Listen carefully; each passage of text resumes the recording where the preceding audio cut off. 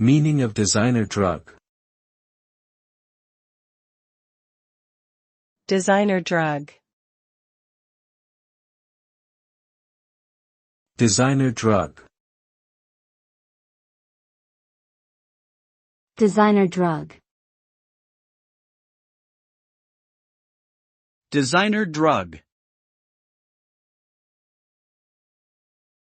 A designer drug is a synthetic substance created to mimic or enhance the effects of existing drugs.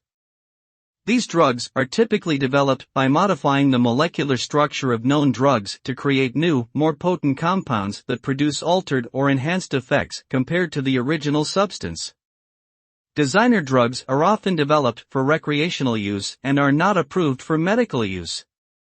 Due to their unpredictable effects and potential for harm, designer drugs are considered dangerous and illegal. They can cause various adverse reactions, including addiction, psychosis, seizures, and even death.